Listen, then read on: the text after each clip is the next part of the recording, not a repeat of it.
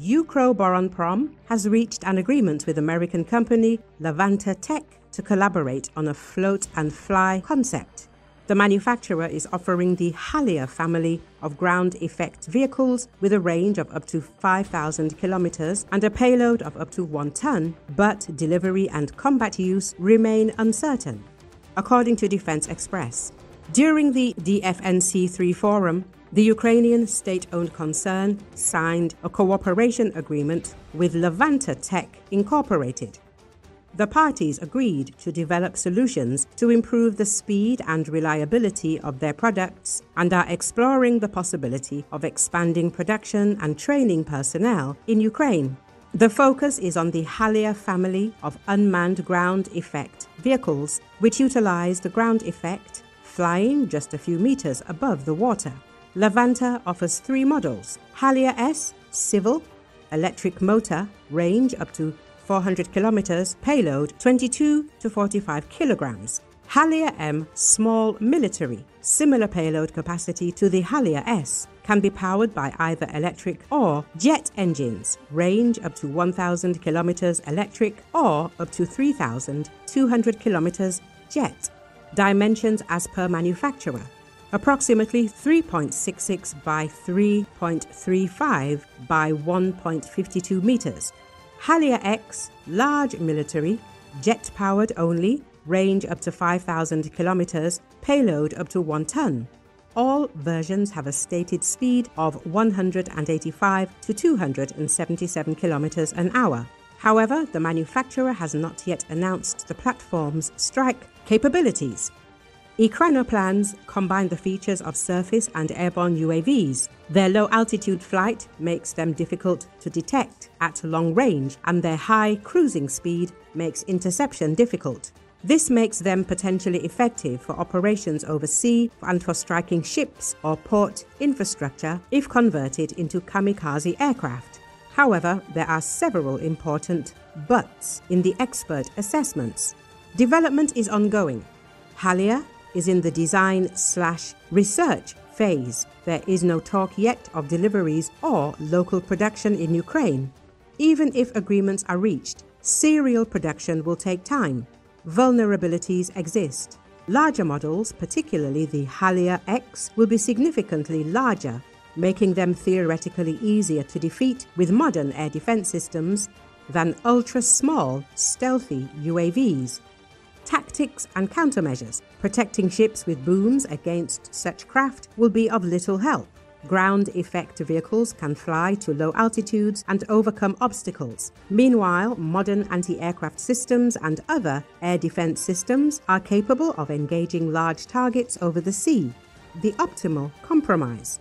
Analysts call the Halia-M the most balanced option. Relatively modest dimensions, long range and substantial payload. Comparatively small maritime kamikaze drones are already in use on the battlefield. They fly very low over the water and have proven highly effective against port infrastructure and ships. Halia is distinguished by its large size and potential range if the project is brought to operational status. This could change the operational landscape in the maritime areas.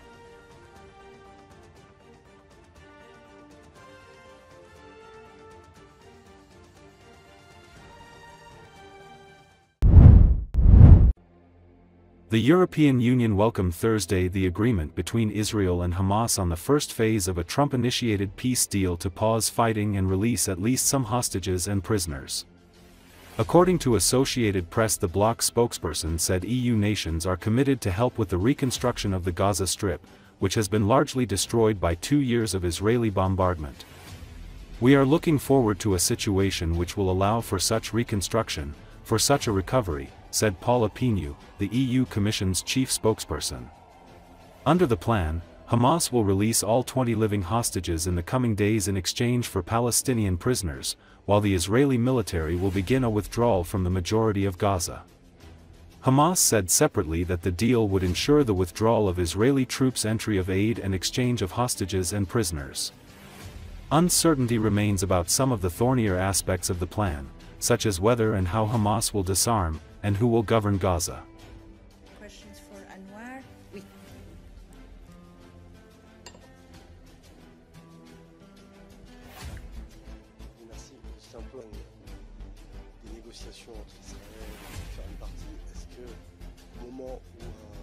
Following the news, the good news, the very good news that Palestine and Israel are closer to a peace deal, which we very much welcome.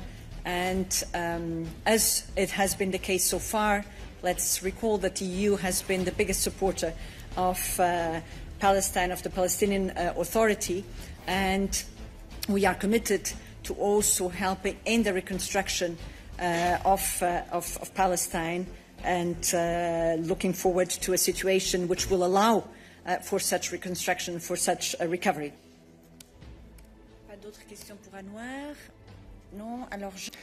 We are exploring a range of options, in particular contributions related to humanitarian funding, also CSDP missions, reconstruction of Gaza through the instrument announced by the President von der Leyen at the State of the Union, as Paola mentioned, together with the Global Alliance for the implementation of the two-state solution. So the EU is ready to help and to take its part.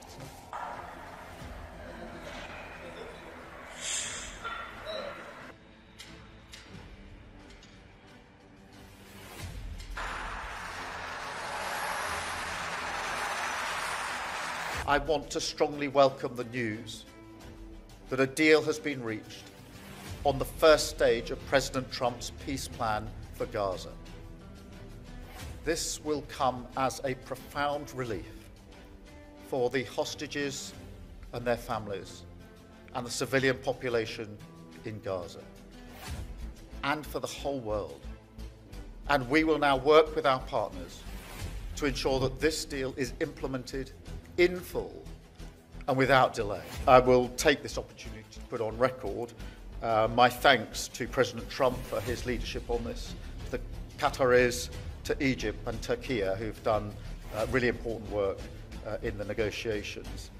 It is a relief to the world, and I think particularly of the hostages who've been held a very long time and their families, and to all the civilians in Gaza who've been so affected by this conflict. And so it does now need to be implemented. And as for the next stages, we, the UK, stand ready to work with others on implementing the next stages. We're set out in the plan, but it is a really important step that's been reached here, and that's why I strongly welcome it.